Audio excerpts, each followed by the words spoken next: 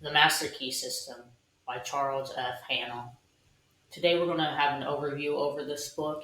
It was a really good book. I learned a lot from it. I've read it several times, worked on the exercises. Definitely a book that you can read over and over again. It's a study course more than just like a novel. It's all about the law of attraction and shaping your reality using nothing more than your mind. All right, some of the core principles is that mind is the master key. Everything starts in thought before it shows up in your life. The law of attraction. Like attracts like. The energy you put out through thought comes back as a result. Visualization and concentration. Clear mental pictures and laser focus are the blueprint for reality. Cause and effect. All physical effects start with mental causes. What happens in your life begins as a thought. Subconscious programming. When repetition imprints beliefs that guide your actions automatically. Habit and persistence. Consistency builds momentum and locks in results.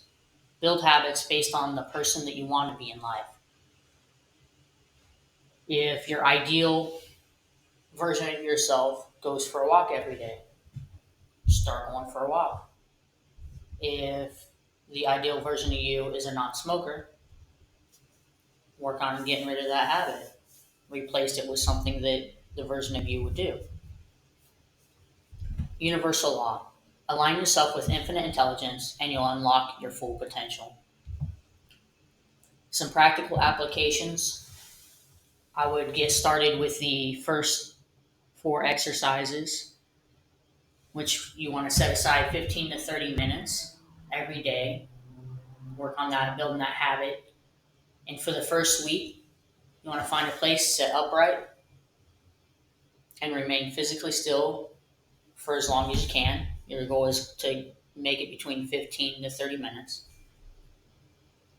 Once you can secure the 15 minutes, or when you get to week two, wherever you feel comfortable, do the same thing, sit upright, same place ideally, physically still, and then you're inhibiting all thought. You can focus on breathing or something steady like that, maybe the sound of a fan or a hum.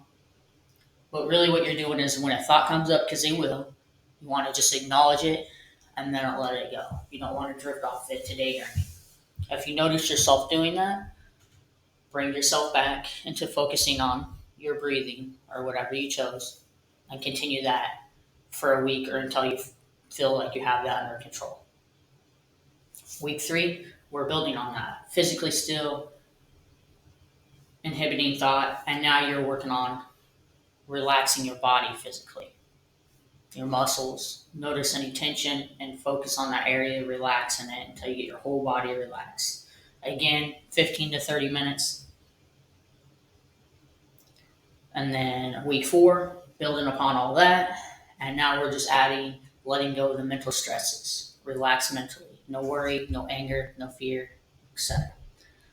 The physical and mental relaxing kind of go hand in hand. As you've probably noticed in life, whenever you feel stressed, you'll feel like tension in your shoulders or your neck. So the better you get at physically relaxing, the better you get mentally relaxing, and vice versa. So building on that, and that's your basically the solid foundation. Still setting aside, 15 to 30 minutes every day. After that, you're going to progress into building your dream life, whatever you're trying to attract, like the person you want to be. If you're trying to get a physical item, then you're going to work on your visualization, and you're going to work on a single focus. Kind of like if you're taking a magnifying glass out on a sunny day and you're trying to catch a piece of paper on fire. If you want the whole paper to burn, you don't focus on the whole paper. You focus on a tiny point somewhere and you get that burning. And then once it's burning, then that kind of starts burning the rest of the paper. So if you want to have a huge picture, you do your goal live and then pick one aspect. that you want to focus on first and work on focusing on that aspect until it solidifies, and then you can build around on others. Um, he talks about affirmations such as "I can" and "I will." His master affirmation: "I am whole, perfect, strong, powerful, loving, harmonious, and happy." It's a really good one to repeat every day. Another one, I don't know if it talks about it in this book, but every day and in every way, I'm getting better and better and better. That's a really good affirmation to repeat. Gratitude. Gratitude's so important. Practice your gratitude and expectancy. Act as if what you want is already yours.